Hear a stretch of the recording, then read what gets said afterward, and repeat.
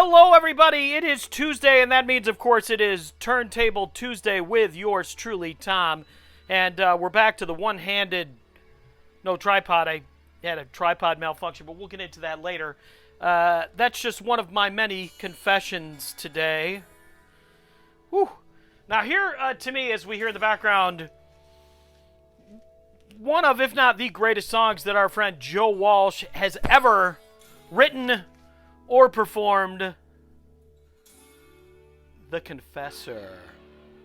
I mean, there's a lot going on in this song, and if you haven't heard it, you need to listen to it. Now, it's interesting. As an album, The Confessor is certainly not one of Joe's best efforts. In fact, an old friend of mine originally picked up this album, a gentleman by the name of John Kelly. John, if you're listening, we just do a lot of albums together, but this is one I remember. So John played me the title cut and said, man, the title cut on this album is so incredible.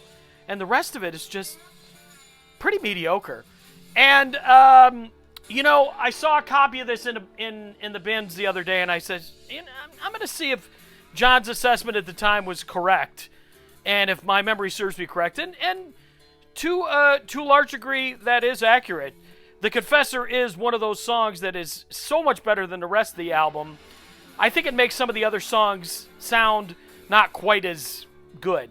Now, in researching a little bit about The Confessor by Joe Walsh, turns out that at the time he was dating a hot young lady by the name of Stevie Nicks. And Stevie convinced him to use Keith Olsen as a producer for the album and a lot of other musicians that Joe had not worked with before. So on some of the cuts, you'll hear like electronic drums and other things that are kind of typical of 80s kind of MTV era music, and it doesn't necessarily suit Joe's style as much. I think we all think of, those of us that think of Joe, we think of Life's Been Good, Rocky Mountain Way, Funk Number 49.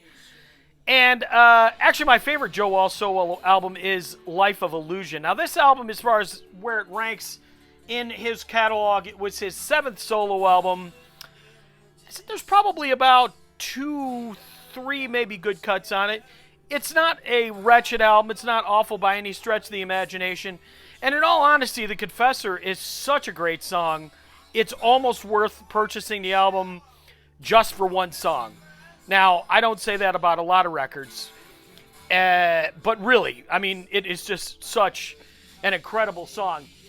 And I didn't realize that my friend Joey Sudo, he had actually mentioned to me that I did get to see Joe perform it in concert once, which was a great experience down at Seneca Allegheny Casino in Salamanca, New York.